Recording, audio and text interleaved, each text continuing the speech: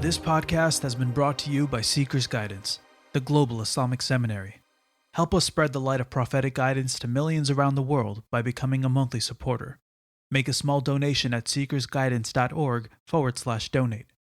For as little as $10 a month, you can help people find life-changing guidance. I'm a young student who has been refused acceptance into all universities I have applied at. I fear if I do not end up studying, I will become homeless and destitute. What du'as can I read, or what can I do that will grant me acceptance into university and prevent poverty from afflicting me? Subhanallah. Whilst also granting me abundant halal money. I feel Allah has made it my taqdeer to be a failure, and now I have no purpose, no direction in life. Okay. So Bismillah. So let's how do we understand this? We understand this that so taqdeer, actually interesting word, qadar, is a precise plan. It's a precise plan, and these thoughts, if they come to a believer, the first thing you do is you look at the bigger picture. You look at the bigger picture. The bigger picture is Allah subhanahu wa ta'ala has created you, and everything that happens in your life happens for your ultimate best interest, which is akhirah, right?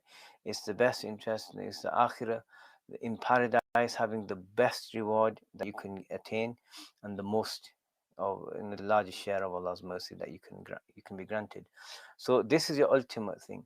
So don't look at the smaller individual moments by while at the expense of the larger picture.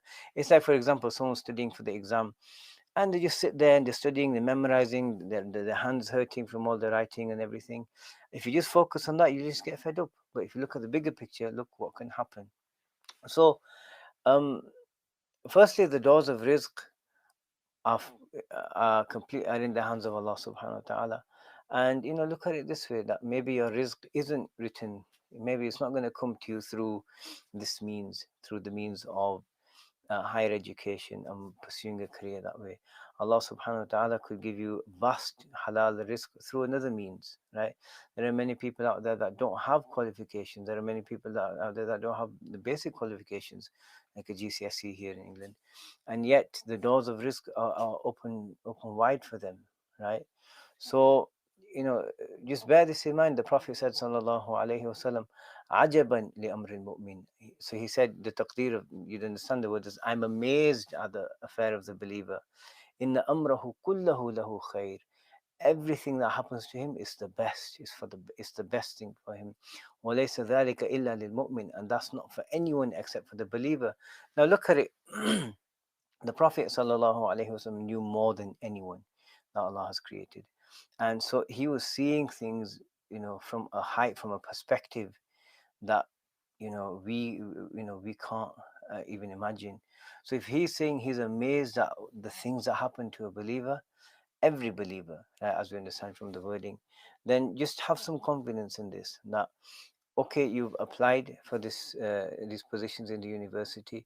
Maybe it's not good for you to go to university this year, right? How many people, I was reading an article yesterday, people are miserable, they're fed up. They're saying we're paying, like in England, we've been paying £9,000 a year.